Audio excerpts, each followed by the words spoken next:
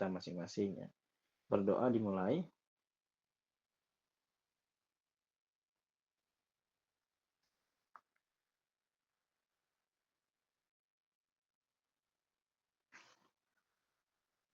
Amin ya. Nah, berdoa selesai. Ada beberapa yang sudah saya jadikan co-host, jadi saya mohon bantuan ya untuk teman-teman yang sudah menjadi co-host agar mampu melihat teman-teman yang akan bergabung di perkuliahan kita pada malam hari ini. Oke, saya mohon izin ya menyambung perkuliahan kita kemarin. Kita bicara kemarin soal AMDAL, pengantar AMDAL seperti itu ya. Nah, bagaimana tren ya dari jumlah industri atau kegiatan-kegiatan yang wajib AMDAL dari tahun ke tahun ya. Nah, kalau kita lihat dari data ini ya. Nah, ya kalau kita lihat dari data ini dulu ya aturannya Undang-Undang Nomor 11 tahun 2006 ya itu multisektor, itu tidak ada kegiatan industri multisektor yang wajib AMDAL. Tapi ketika aturan itu berubah menjadi nomor 5 tahun 2012 itu ada 5 kegiatan multisektor. Nah ya. Nah, kalau kita lihat tren ya. Nah, kalau kita lihat trennya itu cenderung beberapa kasus itu naik gitu ya. Nah, jadi kalau dulu di tahun 2006 ya itu ada 58 kegiatan industri yang wajib AMDAL gitu ya. Nah, ini ya salah satunya SDM, energi dan sumber daya mineral, itu ada batu bara, ada minyak dan gas bumi, ketenaga listrikan, energi EBT. Nah, kita akan fokus ke sini gitu ya. Nah, jadi pada tahun 2006 ada 4 ya jumlah kegiatan yang wajib AMDAL ya. Itu diatur di dalam aturan seperti itu ya. Nah, sementara di tahun 2012 itu menjadi 8 dan 2019 juga 8. Nah, kalau kita lihat secara jumlah tiap aturan ya, tiap pembaruan aturan itu semakin banyak kegiatan-kegiatan yang wajib AMDAL ya. Nah, seperti halnya saya kasih contoh ya. Dulu di Jakarta itu mungkin warung makan itu tidak perlu AMDAL, bahkan tidak perlu UKL-UPL gitu ya.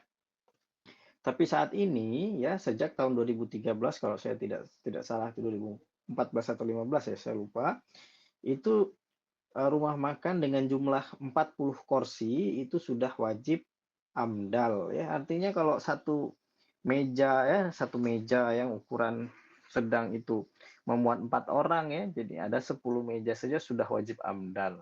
Nah, itu rumah makan ya. Jadi kalau batu bara, kegiatan pertambangan itu sudah memang sangat wajib AMDAL gitu ya. Nah, saya dulu pernah ketemu tambang batu bara yang hanya mewajibkan ya hasil penapisannya itu UKL-UPL. Padahal luasannya sangat luas ya. Setelah itu dampaknya juga signifikan ya, dampak pentingnya juga banyak ya, tapi saya nggak tahu kenapa hasil penapisan dari Dinas Lingkungan Hidup itu mensyaratkan tidak wajib AMDAL gitu. Ya. Nah, coba kita lihat ya, daftar wajib AMDAL di Indonesia cenderung terus bertambah ya, bukan berkurang seperti negara-negara maju. Nah, saya mau coba kasih contoh dulu ya. Nah, bagaimana di negara-negara maju ya, saya dapat cerita juga ya. Nah, dari orang-orang yang sudah pernah mengikuti AMDAL di sana. Misalnya contoh di US ya, di USA gitu ya, United States of America. Di sana itu unik sekali ya. Jadi di USA itu kalau seandainya ada satu industri yang baru berdiri, ya misalnya di sini di tahun 1780 misalnya ya, itu mau bikin coal mining gitu ya. Nah, coal mining ya. Setelah itu sampai dengan tahun 1990, artinya sudah berapa tahun ini, udah berpuluh-puluh tahun, kalau ada orang mau bikin coal mining ya, artinya ya, nah kita sudah punya pengalaman yang sangat banyak ya.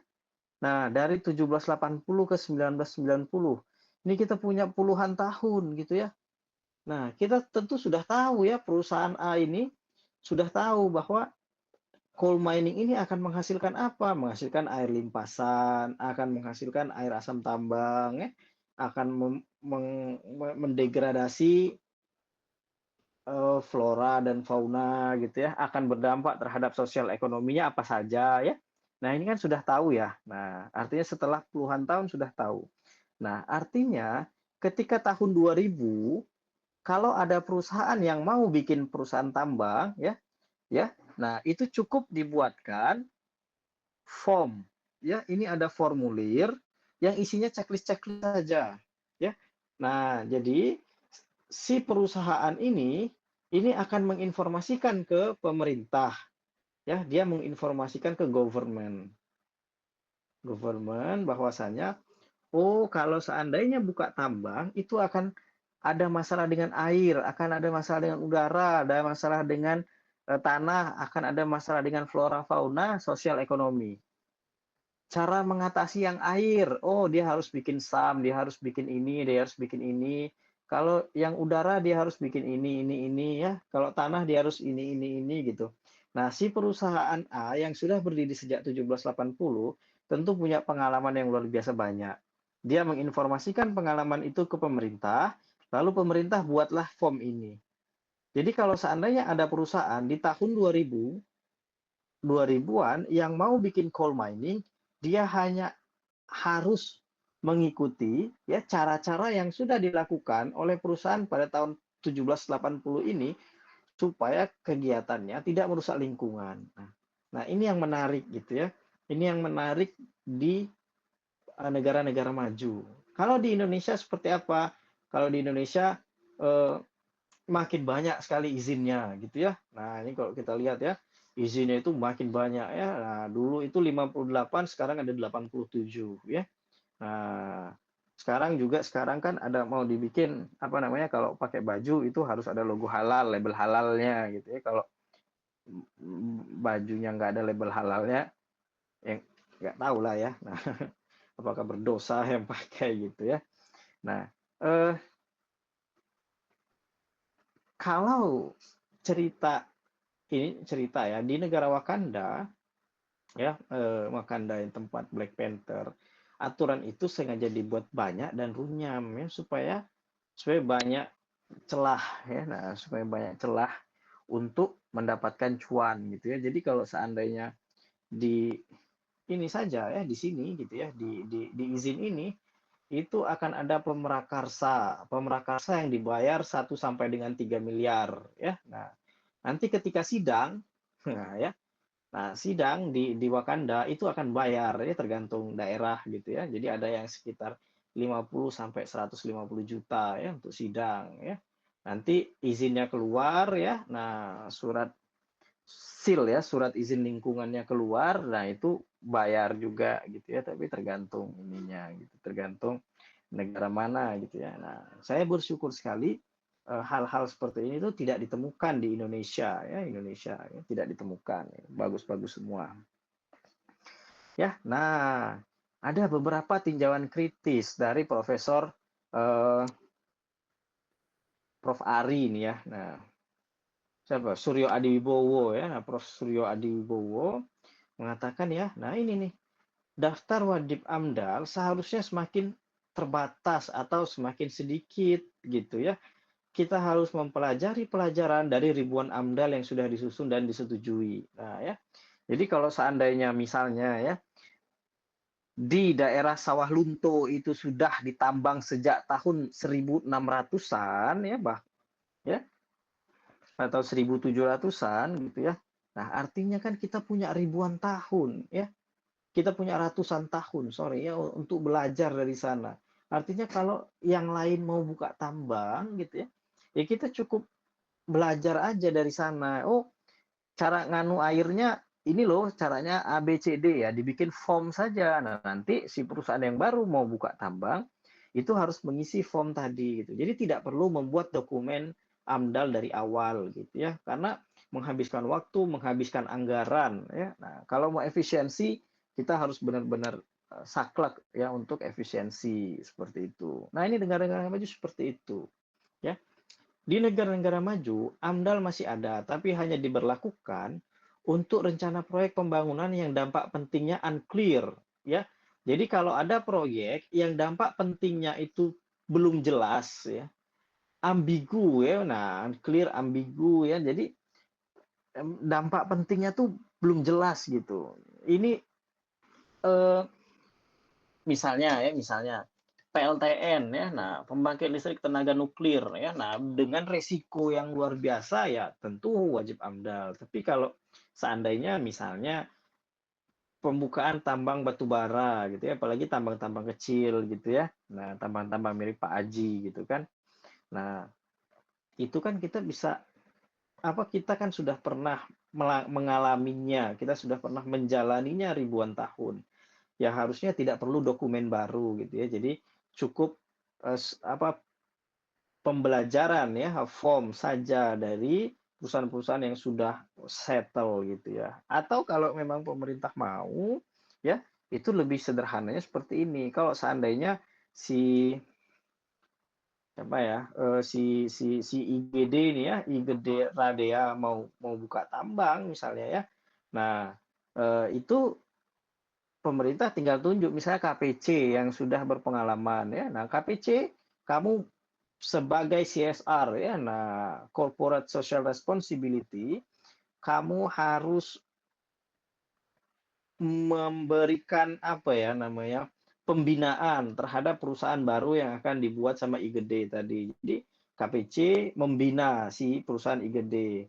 Oh ini loh ngolah airnya gini, oh ngolah ininya gini, ngolah ininya gini gitu.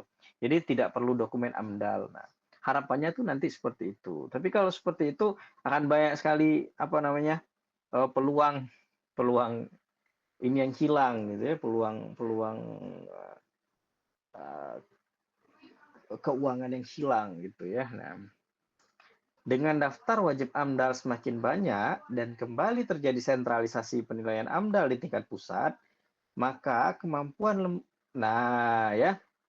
Jadi gini, eh, kalau dulu ya. Nah, kalau kita mau menyusun AMDAL itu cukup AMDAL B.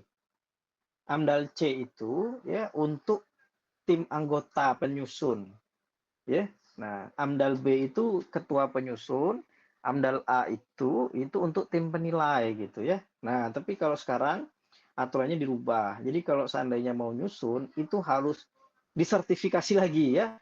Namanya KTPA ya, ketua tim penyusun AMDAL. Jadi kalau mau nyusun AMDAL harus ada 2 orang yang tersertifikasi KTPA dan 1 orang yang tersertifikasi ATPA, anggota tim penyusun AMDAL. Jadi ibarat kalau kalian udah sarjana nih gitu ya, udah sarjana teknik pertambangan, ngambilnya peledakan atau ngambilnya K3 skripsinya gitu ya.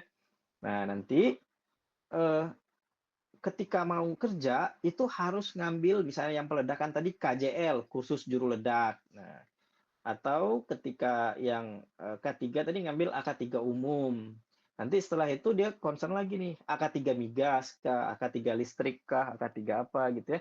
Jadi disertifikasi terus ya. Nah, tujuannya sangat baik ya supaya tingkat kualitas dari sumber daya manusianya itu meningkat ya. Tapi tujuan mulia ini saya akan lebih setuju lagi kalau digratiskan oleh pemerintah. Tapi kalau kita harus bayar misalnya ya, eh, AK3 umum itu sekitar 8 sampai 10 juta gitu ya. Nah, jadi orang baru mau cari kerja tuh suruh bayar lagi 10 juta, baru selesai lagi sekolah ya dengan menghabiskan puluhan juta gitu.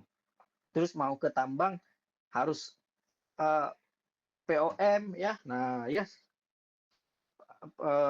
POP gitu ya. Nah, PUP, POM, POU gitu ya, harus ngambil sertifikasi lagi. Kalau mau jadi KTT harus ke POU gitu.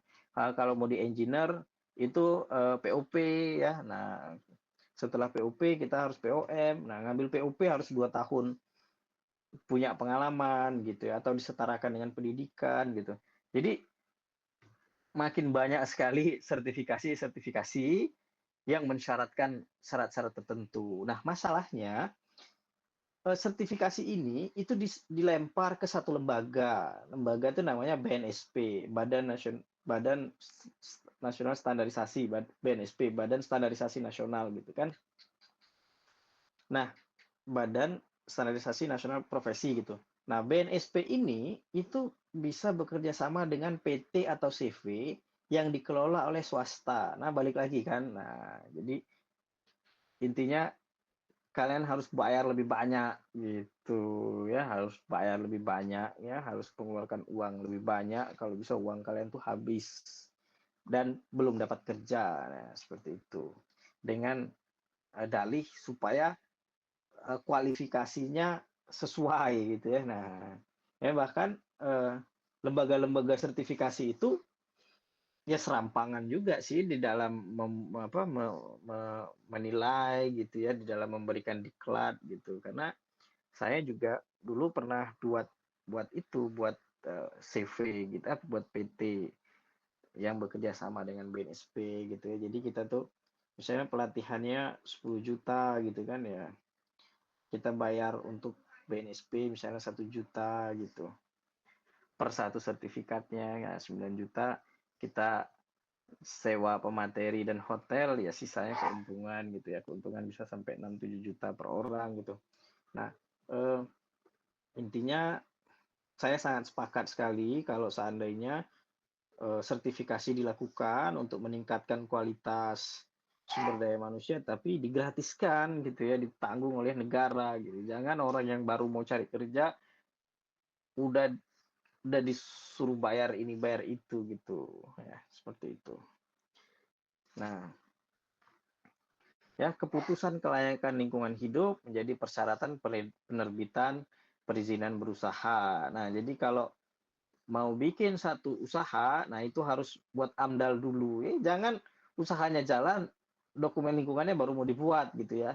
Nah, kenapa? Karena punya gubernur ya. Nah, karena punya menteri, karena punya presiden gitu. Jadi, udah jalan aja lah dulu ya. Nah, dinasnya juga nggak berani menolak gitu. Nah, itu sering terjadi gitu ya. Nah, eh, nah ini ya hal fundamental ya, faktor penentu dampak penting ya. Nah, ini adalah jumlah manusia yang terkena dampak ya, baik itu dampak positif atau dampak negatif gitu ya. Jadi perakiraan jumlah manusia terkena dampak positifnya apa? Misalnya penyerapan tenaga kerja.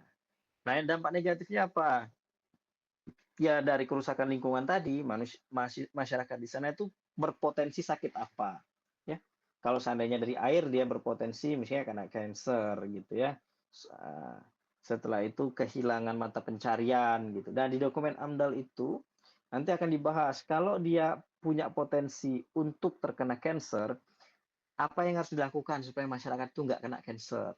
Nah, yang kedua misalnya tadi kehilangan mata pencarian, misalnya dia sebagai nelayan ya, takut sungainya itu tercemar gitu ya. Nah, jadi bagaimana caranya gitu? Apakah dia dipindahkan dari profesi awalnya dari nelayan jadi pekerja di tambang tersebut ya, atau kita pastikan tambang itu tidak mencemari sungai sehingga ikan-ikan di sana tetap ada, atau kita buatkan kolam khusus gitu ya. Nah, nanti mereka silakan jaring di sana gitu ya. Nah, itu adalah solusi-solusi yang ditawarkan gitu. Nah, solusinya Pak harus A, B, C, D, E, F, G atau baku tidak? Tidak gitu. Jadi yang penting di dalam pembuatan sebuah dokumen ya. Nah, itu orang atau masyarakat dan dinas itu setuju terhadap solusi yang kita tawarkan gitu. Jadi kalau mereka nggak mau kerja di tambangnya dan mereka lebih, kami bikinin kolam aja deh biar kami ternak ikan gitu ya. Nah, itu bisa jadi solusinya seperti itu. Ya. Nah, sampai sini ada yang mau didiskusikan atau ditanyakan? Monggo.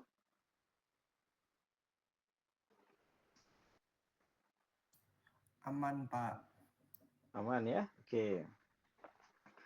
Nah, pedoman penetapan dampak penting ya, itu ada di aturan ya. Nah, ada di ini ya. Nah, aturannya nah dari tahun 1994 dan sampai sekarang itu belum ada penggantinya.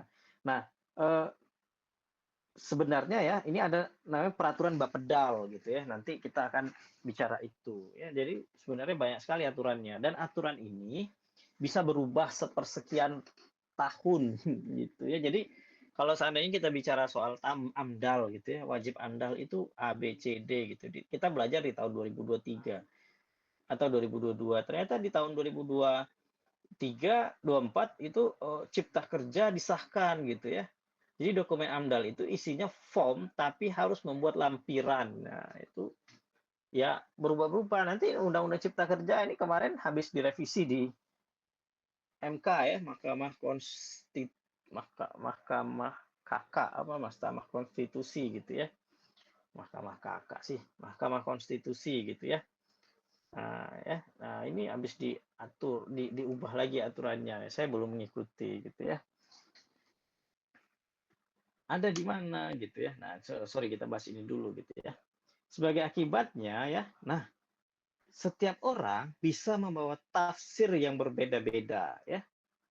Ya. Nah, misalnya saya mau buka tambang nih, ya. Saya mau buka tambang. Dampak penting dari kegiatan tambang itu ya, apa, kapan, dan apa saja kriterianya. Nah, itu tidak diatur secara baku gitu ya. Jadi si pemrakarsa, misalnya si bedul ini mau pemrakarsa yang akan membuat dokumen AMDAL di tambang A. Nah, dampak pentingnya ya itu dia memprediksi sendiri gitu ya. Artinya apa? Semakin berpengalaman si pemrakarsa ya, maka akan semakin jeli dia melihat dampak pentingnya. Tapi kalau seandainya dia tidak berpengalaman gitu ya, dan juga ketika sidang, ya dulu saya pernah sidang gitu ya, pernah sidang eh, tim, sorry bukan saya maksudnya, si teman saya, si Black Panther itu pernah sidang di apa namanya itu di Wakanda gitu ya.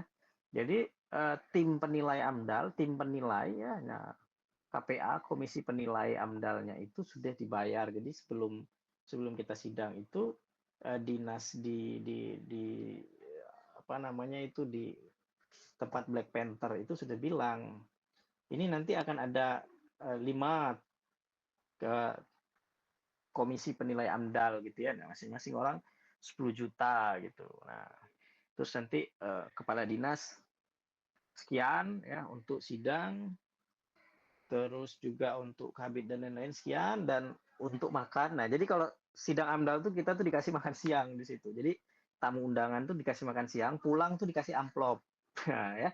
Apa nggak masyarakatnya itu GG aja gitu ya. Jadi jadilah kita datang dikasih uang 250.000 atau 300.000, 250.000 dulu ya, kasih makan siang ya. Nah, ke KPA-nya dibayar 10 juta satu orang, kepala dinasnya dibayar sekian gitu ya. Nah, apakah mungkin dokumen itu tidak diloloskan gitu ya? Nah, itu kan tidak mungkin. Nah, itulah yang terjadi di apa namanya di Wakanda gitu. Ya, tapi kalau kita nggak mau bayar sampai kiamat kurang 2 hari itu izin nggak akan pernah keluar gitu. Jadi kita nggak akan pernah berusaha. Jadi nggak izin usaha kita tuh nggak akan pernah keluar gitu. Jadi ya serba salah ya. Kita kalau mau jadi pengusaha ya mau tidak mau gitu ya, mau tidak mau harus mengeluarkan kocek gitu. Karena kalau enggak ya kita nggak bisa berbisnis. Nah, seperti itu.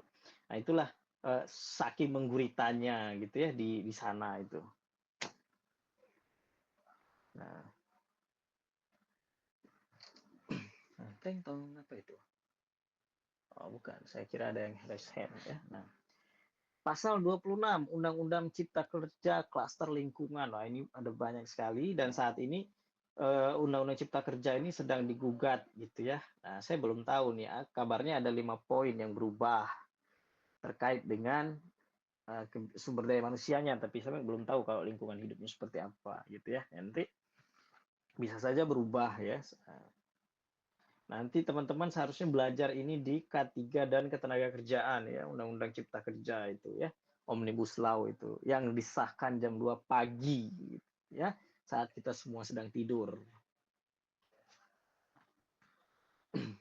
Penyusunan dokumen AMDAL dilakukan dengan melibatkan masyarakat yang terkena dampak langsung terhadap rencana usaha atau kegiatan. Nah, ini digarisbawahi ya. Jadi kalau dokumen AMDAL itu mau disusun, itu masyarakat itu diajak FGD. forum group discussion gitu ya. Jadi nanti Pak RT diundang, tokoh masyarakat diundang gitu ya, tokoh agama diundang ya, tokoh pemuda diundang, kepala desa diundang gitu ya, semua yang diundang itu. Nah, itu biasanya itu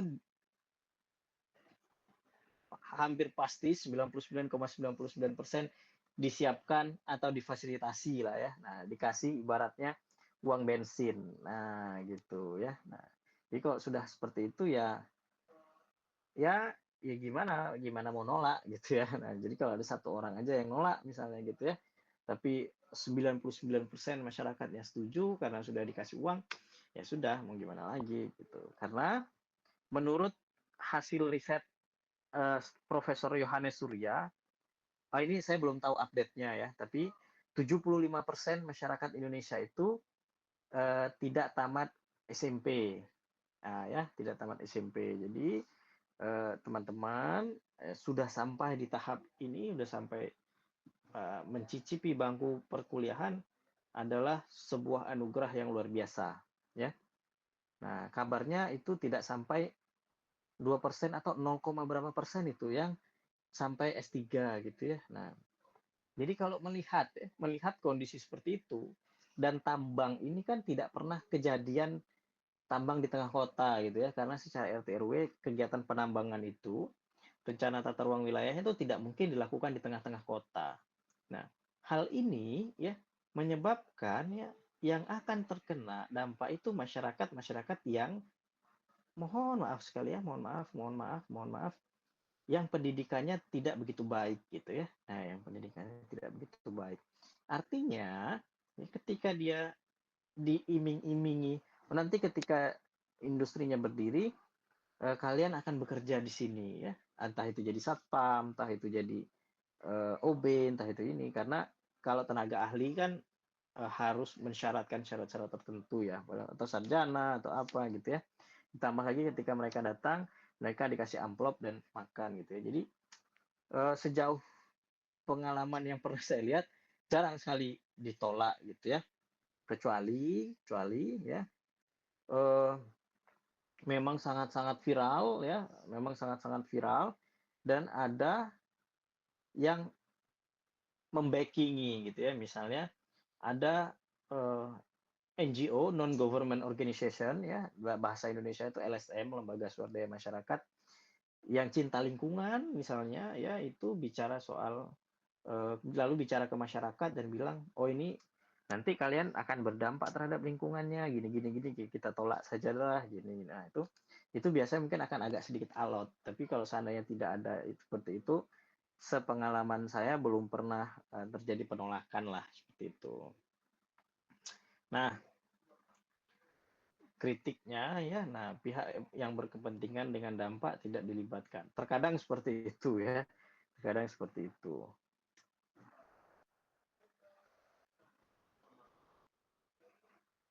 Nah, ini apa studi kasus ya, studi kasus dari Profesor Suryo Adiwibowo ini gitu ya. Dia apa namanya mengkaji 20 dokumen AMDAL ya pada tahun 1995 ya. Nah, jadi dokumen ya yang hanya mengkaji dampak besar ya, itu ada 9 dokumen. Dan mengkaji dampak besar dan penting dampak itu ada 11 ya.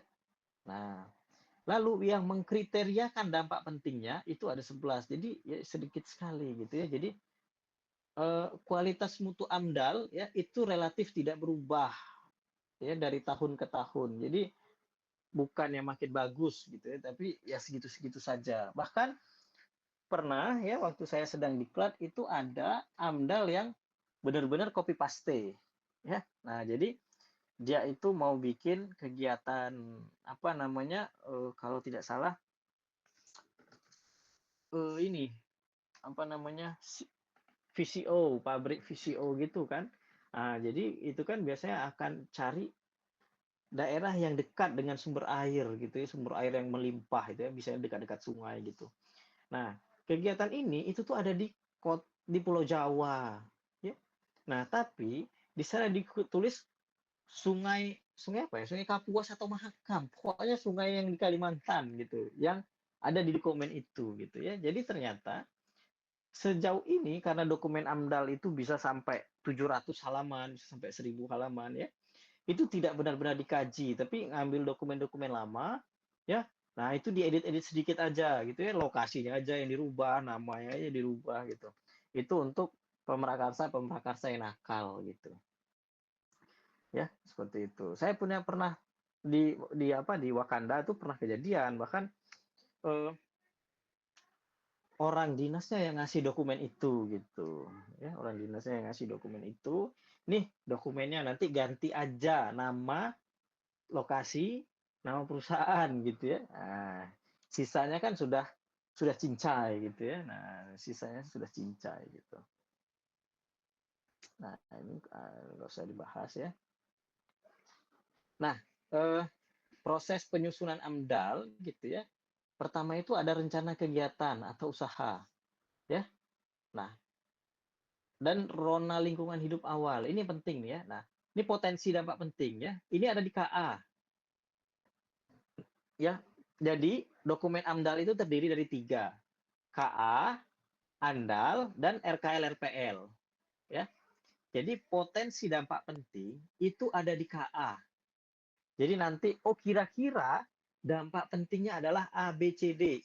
KA ini sempro. Ya. Nah, kalau di kita, ibaratnya KA ini sempro, seminar proposal. Ya, jadi nanti mau penelitian apa gitu. Proses pengumpulan data, penghitungan, ya, perakiraan, evaluasi dampak, ini ada di ANDAL. ANDAL ini adalah kalau di kita tuh ibarat seminar hasil dan sidang akhir. Nah, bedanya ya setelah setelah ANDAL ini disetujui, nanti ada yang namanya RKL RPL. RKL RPL ini adalah sebuah dokumen yang dibuat per 6 bulan. Jadi, kalau di ANDAL tadi ya, di ANDAL ini ya, di dokumen ANDAL misalnya airnya ada kandungan BOD 20 miligram per liter, COD 20, pH 6. Nah, 6 bulan kemudian itu diukur lagi, lalu dibuatlah laporannya itu di RKLRPL. Nah, kalau yang 20, 20 dan 6 tadi berubah jadi 10, 10 dan 5 dan 7 misalnya, artinya bagus, lingkungannya makin bagus ya. Artinya pencemarnya itu turun ya. Nah, nanti 6 bulan setelah itu bikin lagi. Jadi per 6 bulan, apa yang kita tulis di ANDAL itu harus dievaluasi. Nah, apakah dia naik, apakah dia turun ya. Nah, nanti mengapa dia naik, mengapa dia turun, seperti itu ya. Setelah itu apalagi strateginya apa kalau seandainya dia naik gitu ya. Nah, ini adalah kurang lebih lah ya. Nah, jadi proses penyusunan AMDAL. Jadi ingat, AMDAL itu adalah sebuah dokumen yang terdiri dari KA, ANDAL, dan RKLRPL. Ada 3 dokumen seperti itu. Ya, nah, sampai sini ada yang mau didiskusikan atau ditanyakan? Ya, Muhammad, silakan. Izin bertanya Pak, tadi kan menyinggung soal copy paste yang laporan AMDAL itu ya Pak. Nah saya ingin Ya, bertanya Pak, kira-kira pada laporan AMDAL ini berapa persen ya Pak plagiarisme yang diizinkan? Seperti itu. Terima kasih oh Pak. gitu. Oke,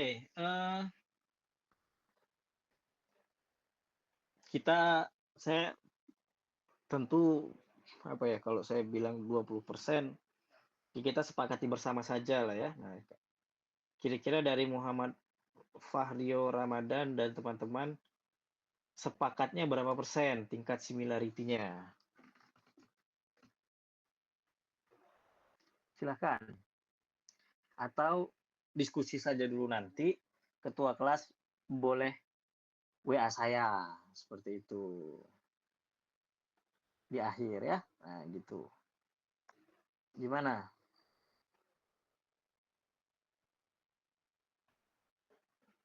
Nah, gitu ya. Boleh Pak, boleh. Oke. Ada pertanyaan lain?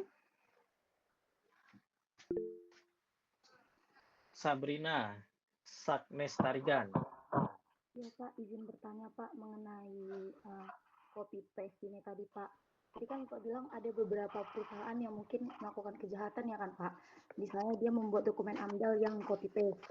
Nah, jadi bagaimana sih Pak cara yang tepat untuk memastikan bahwa AMDAL itu tuh digunakan, bahwa AMDAL yang dibuat itu emang benar-benar mencerminkan kondisi lingkungan itu, sehingga AMDAL itu benar-benar valid atau tidak hanya formalitas saja Pak. Terima kasih Pak. Oke, gimana cara memastikannya supaya hanya tidak sekedar formalitas ya? Eh, Sangat sulit sekali untuk bisa memastikannya kalau sumber daya manusianya masih culas dan curang. Nah, jadi memang ya seharusnya nanti gitu ya, eh, kita memastikan bahwasanya apa namanya, orang-orang yang menilai, orang-orang yang membuat dan orang-orang yang mengukur itu adalah orang-orang yang jujur gitu ya, orang-orang yang jujur dan orang-orang yang benar. Nah, itulah yang menjadi PR yang sampai dengan saat ini itu tidak ada solusinya gitu. Sejauh saya ini lebih parah lagi ya, lebih parah lagi. Saya pernah sudah deal gitu ya, saya pernah sudah deal untuk membuat sebuah dokumen UKL-UPL dan dokumen AMDAL. Dua kali kejadian ya. Yang pertama itu UKL-UPL Batu Gamping kalau saya tidak salah ya, waktu itu sudah deal oke. Okay. Jadi tim kami sebagai pemrakarsa ya, lalu kita ke dinas lingkungan hidup ya, ketemu sama ownernya juga yang punya perusahaan lah, bla bla bla bla bla bla, diskusi. Setelah itu dinasnya itu menghubungi si owner, dinas menghubungi si owner terus bilang seperti ini, Pak, nanti dokumen lingkungannya itu kami saja yang buat ya, nanti pakai bendera kami, maksudnya pakai perusahaan kami, ya tentu bukan atas nama beliau, tapi perusahaan misalnya sama adiknya lah, sepupunya lah, ponakannya lah, atau temannya lah gitu ya, hanya pinjam bendera saja nanti. Nah, karena kalau dibuat sama tim, ya sebut saja lah tim ITERA ya, tim ITERA nanti susah karena harus bolak-balik, harus bimbingan, harus ini ya. Sementara isinya tuh dokter-dokter semua, ahli-ahli semua gitu kan ya dari tim ITERA ya. Nah, ya mereka ya, mohon maaf ya, bukan berarti mereka ini, tapi mereka paham administrasi, tapi dosen ya, peneliti itu paham substansi dan konsep sampai dengan detail-detail proses terjadinya. Kalau mereka kan administrasi ya, ini surat ini untuk ini, surat ini untuk ini gitu. Itu kebanyakan seperti itu. Nah, singkat cerita, si owner menghubungi kami terus bilang gini, Pak, mohon maaf sepertinya tidak bisa dilanjutkan untuk pembuatan dokumennya. Kenapa? Kenapa Bu gitu ya? Eh, dari pihak dinas lingkungan hidupnya menyampaikan bahwa mereka sendiri yang akan buat dokumen. Itu kalian bisa melogikakan nggak sih? Dia yang akan menilai, dia yang membuat gitu ya, dia yang mengeluarkan izin gitu. Jadi kalau isinya orang-orang tamak nggak akan pernah beres ya, nggak akan pernah beres gitu ya. Nah, itu yang pertama. Yang kedua ternyata kejadian lagi ya, waktu itu eh, AMDAL kandang ayam ya. Nah, saya ditawarkan untuk bikin dokumen AMDAL kandang ayam, udah deal, udah ini, udah oke. Okay. Ya ternyata kejadian lagi ya. Nah, itu jahat banget. Jahat banget. Kalau di provinsi X itu mereka hanya minta 10% dari nilai kontrak. Jadi misalnya saya berkontrak, saya UKL UPL gitu ya, misalnya 300 juta. Mereka itu minta 10%. Kami minta 30 juta gitu ya. Tapi kalau di provinsi Y ini gitu ya, itu kita dipatahkannya betul, mereka yang mau ngambil 100%. Oh, itu luar biasa jahat sekali gitu ya. Nah, dia yang membuat, dia yang menilai, dia yang mengeluarkan izin, dia yang ini gitu ya. Nah, itu ya rasanya uangnya itu sampai mati itu rasanya kalau untuk makan nggak akan habis lah ya. Nah, udah punya rumah, udah punya mobil, udah punya ini, udah ini. Tapi masih rakus gitu. Nah, kalau seandainya yang seperti itu masih terus terjadi, nggak akan pernah bisa berubah Sabrina gitu ya. Jadi saya bingung juga mau bilang gitu ya, karena itu menggurita sekali gitu ya. Kalau seandainya kita idealis sendiri, kita biasanya dimusuhin, eh, syukur-syukur ya, syukur-syukur ya kalau cuma dimusuhin gitu. Tapi kalau seandainya dicari-cari salahnya atau dilaporin polisi, dipenjarain gitu ya, wah, luar biasa kan, banyak contohnya kan ya, punya anak, punya istri gitu, punya keluarga, kasihan sekali. Nah gitu kondisinya Sabrina. Jadi solusinya seperti apa? Jadilah orang-orang yang beriman, dan mudah-mudahan apa namanya, negara kita ini dipenuhi oleh orang-orang beriman yang takut kepada Tuhan, takut kepada Allah, dan sadar bahwa kita semua itu akan mati, semua itu akan kembali, semua itu akan pulang, dan itu tidak akan dibawa gitu. Nah jadi kalau di agama saya tuh diajarkan hanya 3 gitu ya, rezeki kita tuh cuma 3, apa yang kita makan, apa yang kita pakai gitu ya, nah apa yang kita gunakan gitu ya, misalnya baju yang kita pakai, makan yang kita makan, kendaraan yang kita gunakan, setelah itu apa? Ya nggak ada gitu ya. Nah, kalau seandainya di depan saya ini ada es jeruk gitu ya, tapi saya nggak sempat untuk minumnya, apa artinya itu rezeki saya? Bukan gitu. Saya kemarin beli jaket ya, waktu itu saya beli jaket di Jepang. Nah itu sampai sekarang belum terpakai. Ya artinya kurang berkah gitu ya, mungkin ya. Nah, oh, dan hal pertama yang harus dipakai ketika punya punya punya hal baru seperti itu ya, misalnya punya jaket baru atau punya baju baru, itu pakainya buat ibadah gitu pertama gitu. Jadi hisapnya itu ringan gitu, ditanya itu ringan. Nah kita tuh akan pulang, masa Sabrina aja mau ke Lampung gitu ya, mau mau merantau, mau ya dari Lampung gitu, ketika mau pulang ke kampung, saya libur semester gitu ya, atau yang pulang permanen lah ya, udah sarjana gitu ya, tarigan misalnya pulang ke Sumatera Utara, yo pasti akan menyiapkan bekal terbaik gitu kan. Nah, yang jelek-jelek nggak mau dibawa lah, misalnya ada baju yang kemarin tersangkut di pintu ya, sehingga sobek gitu ya, itu gak usah dibawa lah, ditinggal aja lah gitu ya. Nah, nggak ada yang mau kita bawa yang jelek-jelek gitu ya. Jadi solusinya adalah ya jadi orang yang baik lah. Itu aja Sabrina dan teman-temannya, itu kita punya masalah yang luar biasa di sana.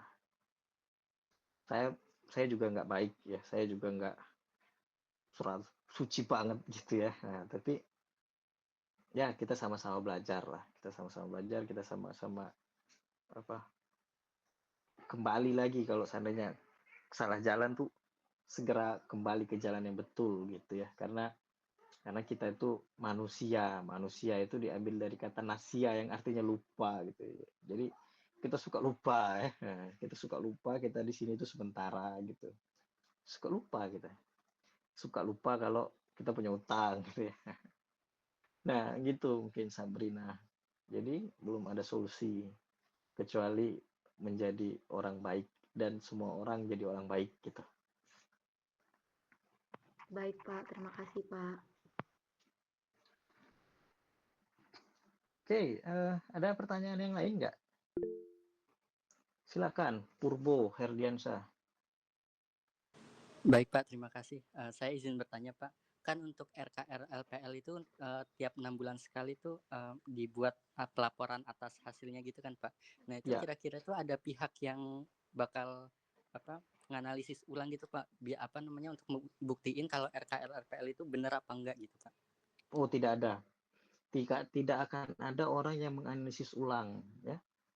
Jadi dokumen itulah yang akan dilaporkan dan dipresentasikan. Nah masalahnya tuh gini ya, lab swasta itu nilainya tuh bisa dipesan, nggak perlu diukur.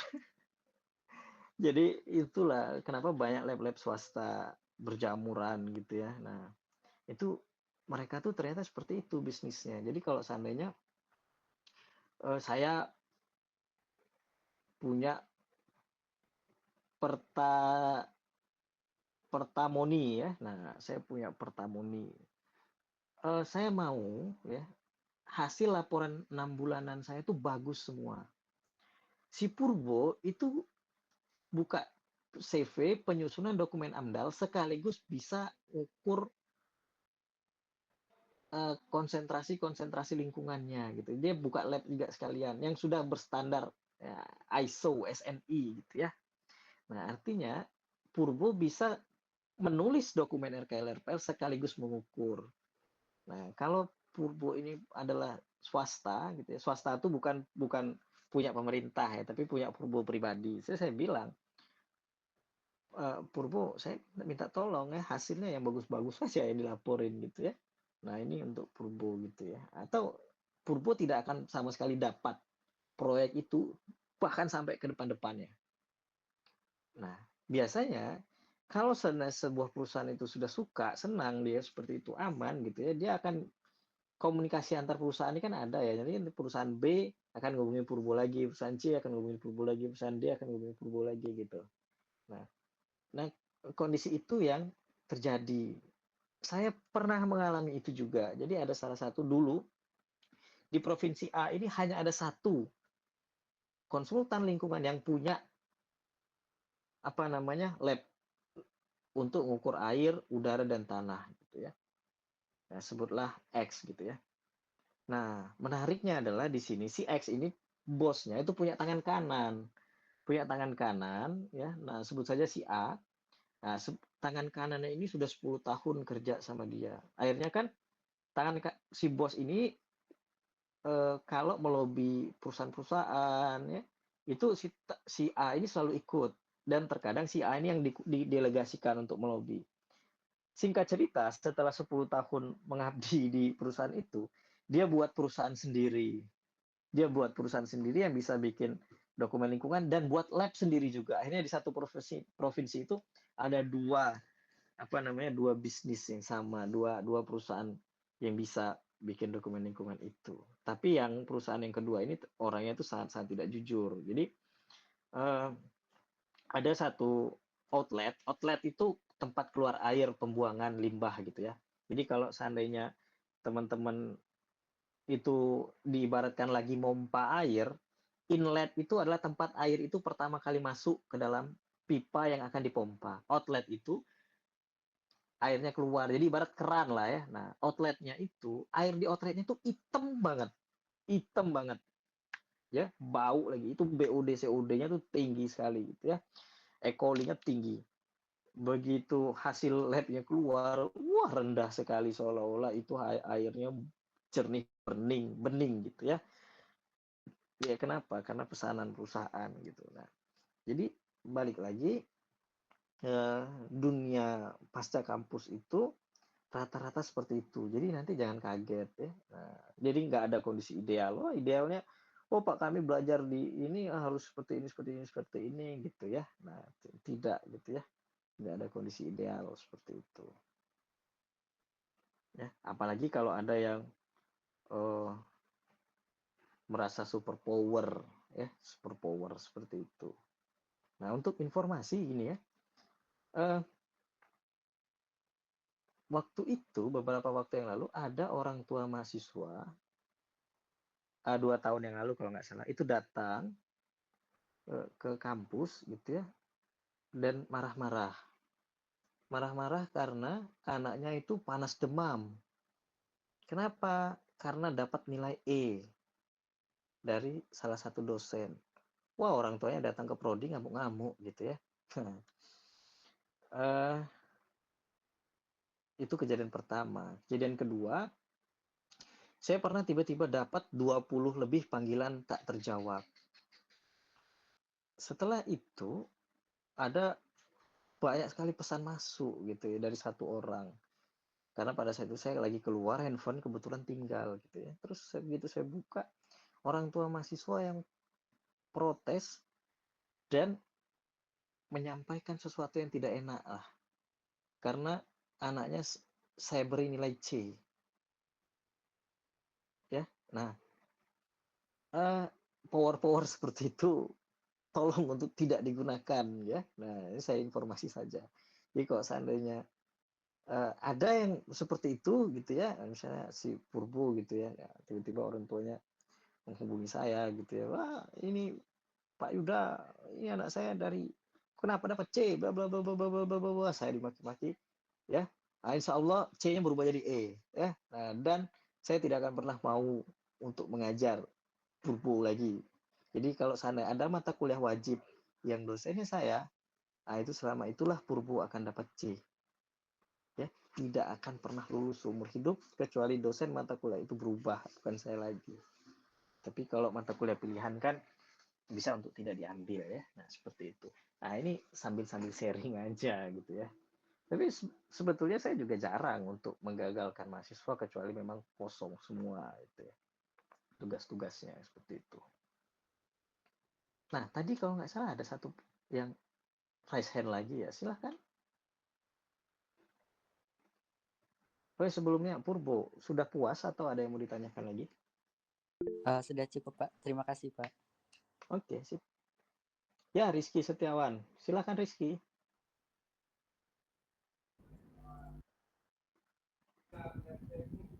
Baik Pak, sebelumnya terima kasih atas waktunya. Izin bertanya Pak mengenai penyusunan AMDAL ini kan pasti dia melibatkan masyarakat Pak ya. Nah, hasil dari pelibatan masyarakat ini seperti apa Pak? Menurut Bapak. Jadi kami biar tahu gitu Pak hasil dari pelibatan masyarakat itu sendiri Pak.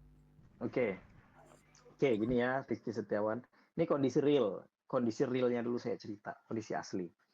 Jadi, saya sambil coret-coret enaknya. Ya. Nah, sudah kelihatan ya? Oke.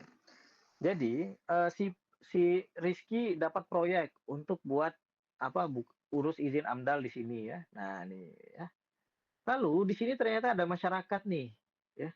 Ada masyarakat ya, meskipun tidak di daerah proyek, tapi dia ini berpotensi terkena dampak.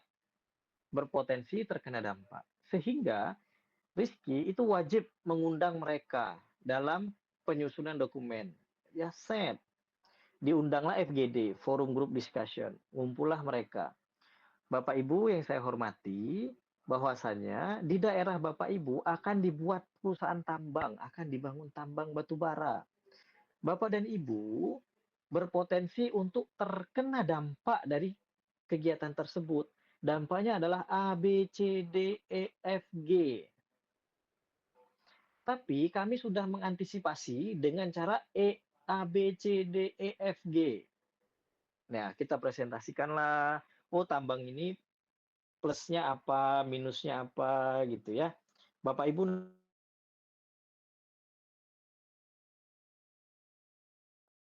pertanyaan atau permintaan, nah ya, oh saya bertanya A, B, C, D, oh saya meminta ini, meminta A, B, C, D, oh misalnya 40% harus putra daerah yang bekerja, terus ini harus ada PAD sekitar 2% atau harus CSR pendidikan. Jadi per tahun harus ada 10 orang daerah tersebut yang disekolahkan sarjana gitu. Nah, inilah yang muncul di FGD bersama masyarakat tadi gitu.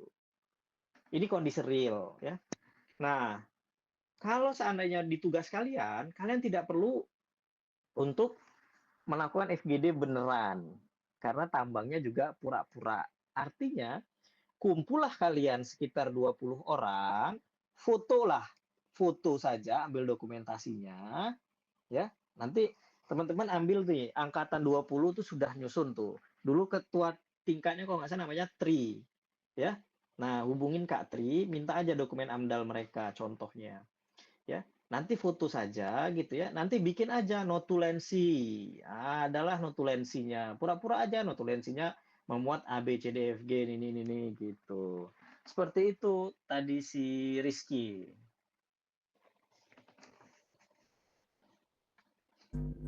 Baik Bapak, terima kasih Pak. Oke, sama-sama. Oke, ada lagi?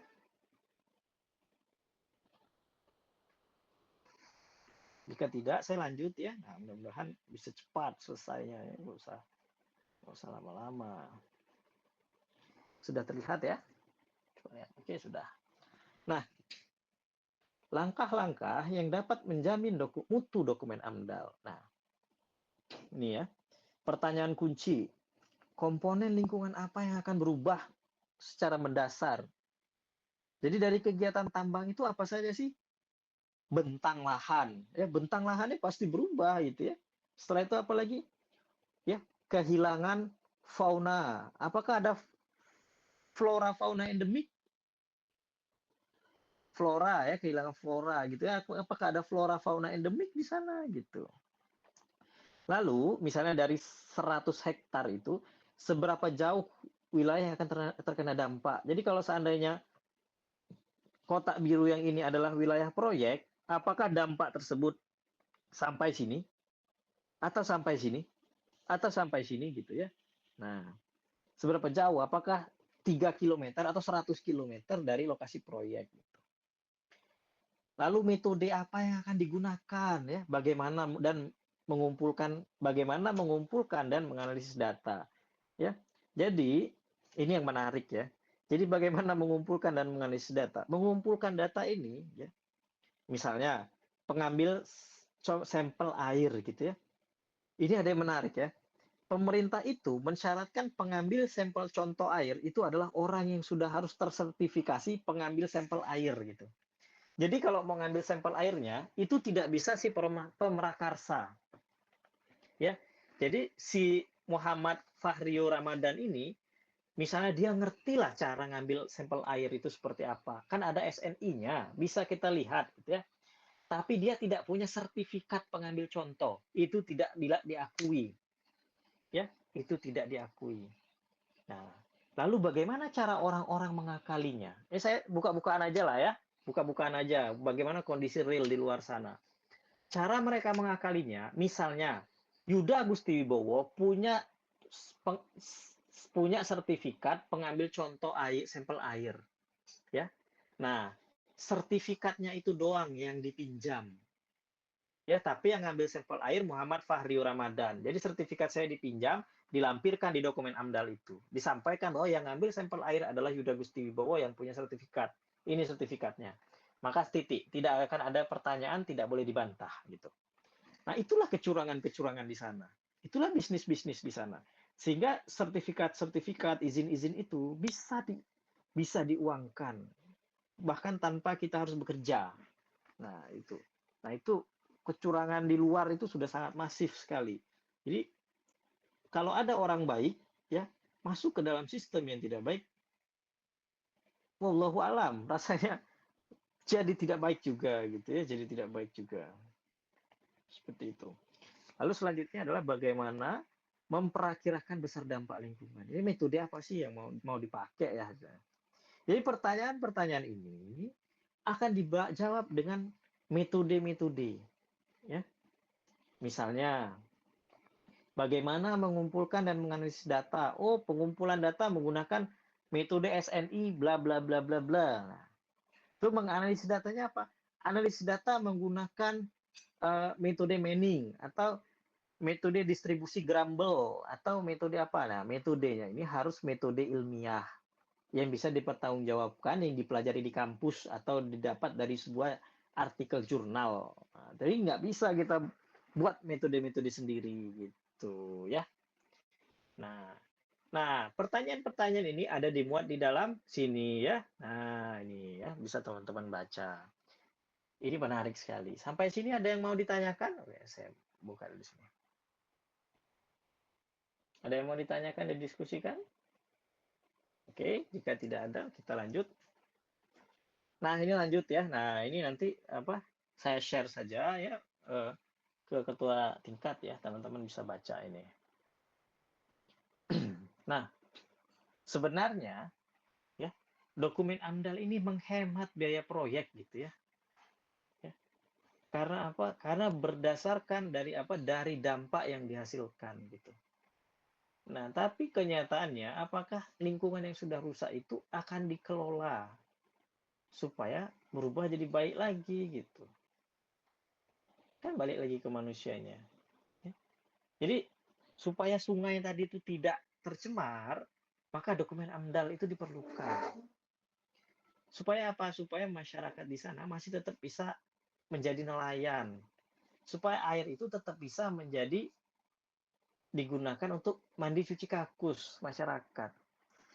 Dokumen AMDAL itu digunakan untuk apa? Supaya tanah yang ada di sana itu tidak tercemar. Karena ketika tanah itu tidak tercemar, masyarakat masih bisa untuk menanam karet di atasnya nanti pasca kegiatan operasi. Gitu. Nah, ini secara teori itu, gitu ya. Jadi, ya, supaya kita tidak mengkonsumsi air yang sudah tercemar, sehingga ketika sudah sakit, apalagi cancer, itu akan butuh ratusan juta, gitu. Ya. Apalagi kalau yang terkena banyak. Nah, sebenarnya dampak positif dari AMDAL ini banyak sekali, ya, banyak sekali. Nah, jadi ya, Prof. Suryo Adiwibowo itu menganalisa 52 dokumen AMDAL. Nah, ya, seberapa sih persentase manfaat dokumen AMDAL itu ya berdasarkan 52 dokumen yang beliau analisa. Jadi metode pengolahan limbah itu ya sekitar 15% manfaatnya gitu ya. Nah, jadi yang paling bermanfaat ya itu ada lokasi fasilitas atau lokasi daerah gitu ya. Ya, saya juga kurang tahu kenapa hal ini ya yang disampaikan sebagai sesuatu yang paling bermanfaat gitu dari adanya dokumen AMDAL. Ya, boleh sepakat, boleh tidak ya. Ini kan hasil dari studi Prof. Suryo Adiwibowo dengan menganalisis 52 dokumen AMDAL. Ya. Nah, AMDAL setelah 30 tahun tidak banyak perubahan. Ya, tidak banyak perubahan ya. Kualitas mayoritas dokumen AMDAL tetap rendah. Nah, ini ya, fenomena salin rekat meluas. Salin rekat ini apa? Copy paste ya. Nah, fenomena copy paste itu di mana-mana. Ya. Di mana-mana, betul-betul di mana-mana. Jadi kalau seandainya ada dokumen tuh benar-benar copy paste. Karena tidak mensyaratkan Turnitin. Tidak seperti skripsi ya. Nah, ini ya. Daftar kegiatan ya usaha yang wajib AMDAL itu tidak berkurang, tapi bertambah. Ya.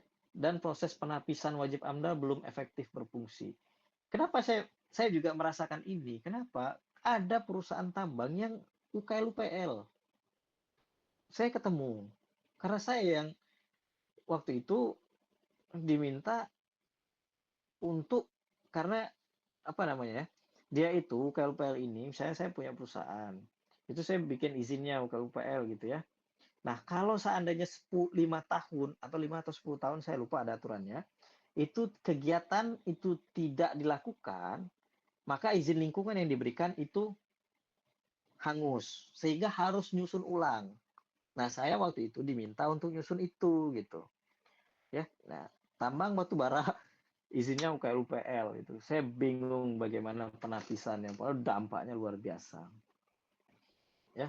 Nah, pedoman dampak penting lingkungan ini bermasalah karena ya tidak ada standar bakunya ya, karena sifatnya itu kualitatif gitu ya. Nah, seperti halnya kita bicara soal baik atau buruk itu mah jelas gitu ya. Maksudnya seberapa ganteng lah atau seberapa cantik itu kan sesuatu yang kualitatif gitu ya. Jadi tidak bisa kita kuantifikasikan ya, sehingga bisa menjadi perdebatan. Si A menurut B cantik, menurut C tidak gitu ya. Nah, tapi kalau seandainya dikuantifikasi, saya tiga itu ya tiga, tidak bisa tiga itu 4 gitu.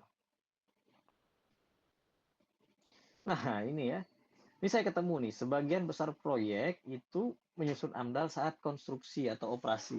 Saya bahkan ketemu sesuatu yang sudah jadi, UKL-UKL itu baru dibuat gitu. Nah waktu itu ya mohon maaf, saya yang buat gitu ya. Karena punya wali kota bikin di Batam. yang punya wali kota Bikini Bottom, jadi jadi dulu gitu ya, baru izinnya belakangan gitu. Ya, ya seperti inilah ya. Nah, warga masyarakat sulit memperoleh akses. Nah, ini masyarakat emang bisa mengakses dokumen AMDAL kan nggak bisa gitu ya. Meskipun sekarang ini ada AMDALNet, tapi ya belum dimasifkan gitu ya. Nah, warga masih sulit untuk memperoleh dokumen AMDAL sehingga janji-janji perusahaan itu terhadap lingkungan itu sulit untuk ditagih seperti itu. Terima kasih. Sampai di sini ada yang mau didiskusikan atau ditanyakan? Monggo.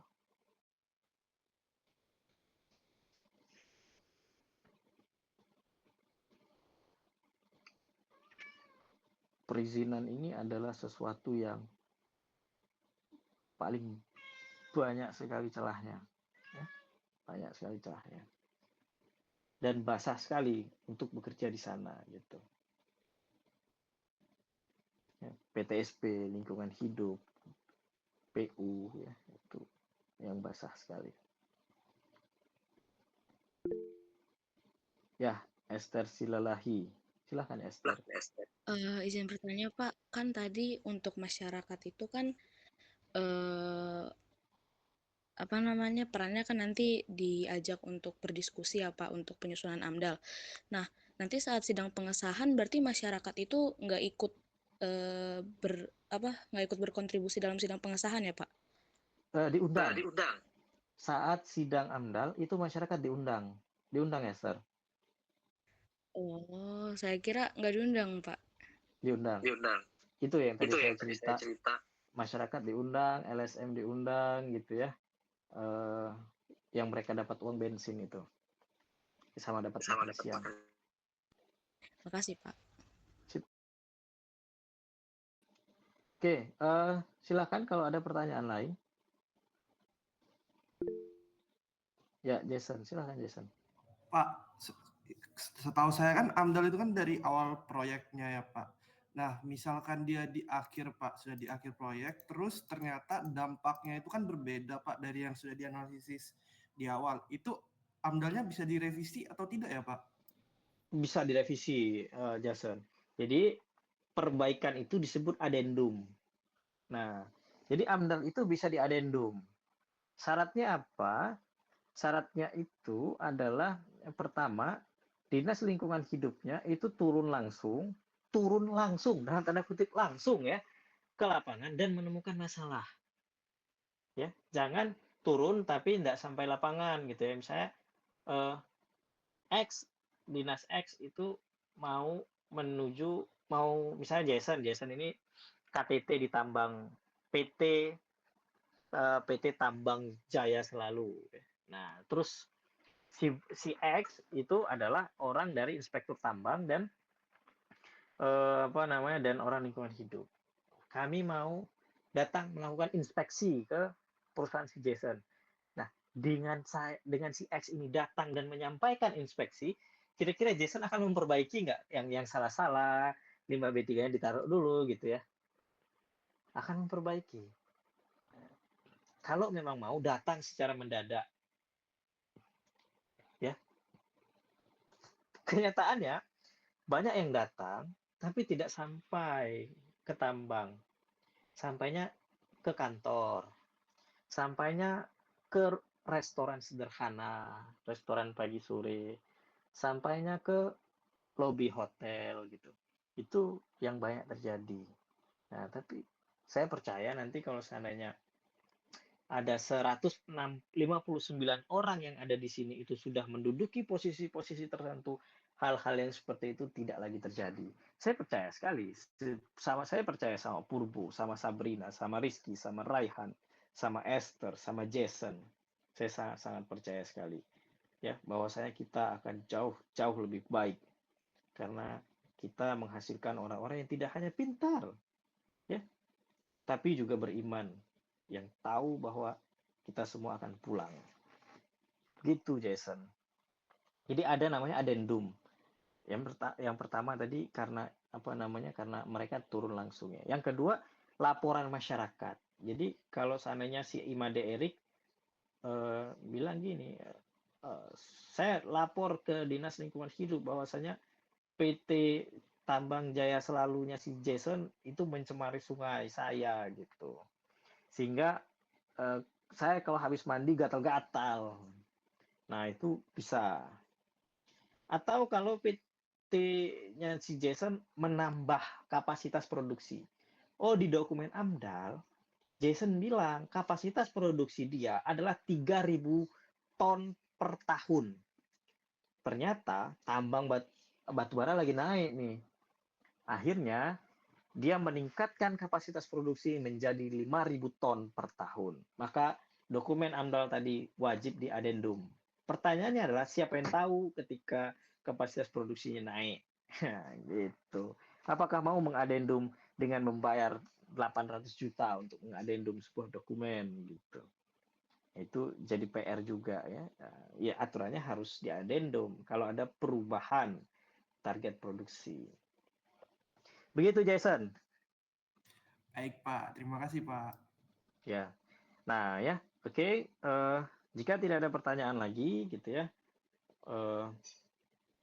Terima kasih banyak ya untuk teman-teman semua. Tentu yang saya sampaikan ini ada salahnya ya. Mungkin banyak hal yang tidak seharusnya saya sampaikan ya. Tapi itulah kenyataannya, itulah kondisinya. Karena saya beberapa tahun pernah menyusun dokumen lingkungan. Saya pernah buat PT sendiri ya, bekerja di CV, penyusunan dokumen lingkungan ya. Nah, setelah itu bekerja di PT dan CV yang bicara soal apa? Pelatihan-pelatihan sertifikasi BNSP gitu. Jadi saya tahu bagaimana permainan-permainannya, bagaimana kondisi realnya gitu ya. Nah ini untuk informasi saja ya. Nah, saya mohon maaf ya kepada teman-teman semua apabila, bukan apabila, tapi pasti ada kata-kata yang salah, yang kurang berkenan gitu ya.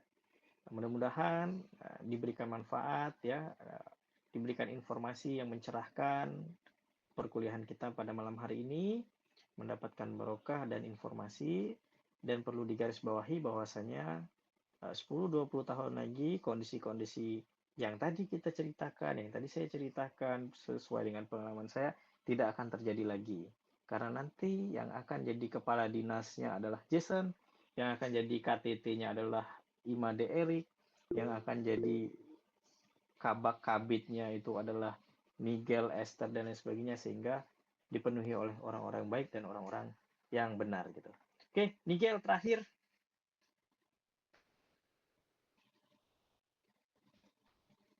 Nigel? Nigel Pak terpencet Pak. terpencet ya. Nah, tidak apa-apa ya. Ya, yang itu biasanya tidak disadari ya dan berbahaya gitu ya.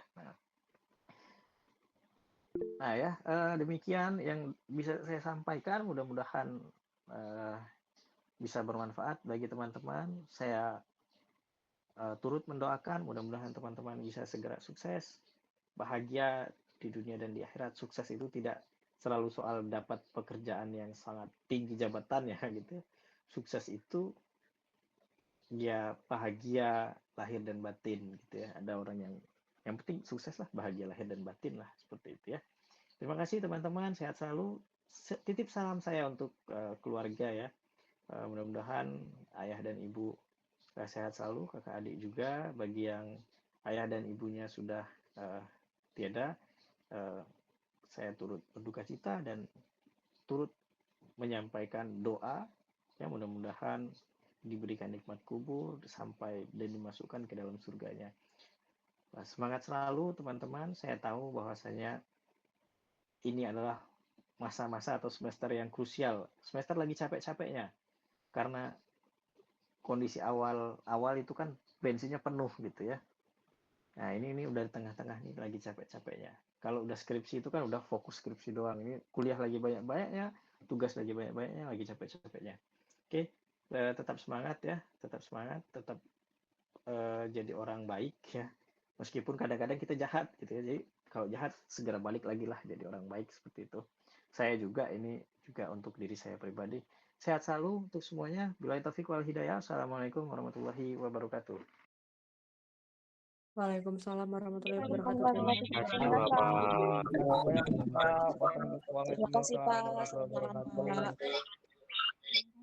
Terima kasih Pak. Terima kasih banyak Pak.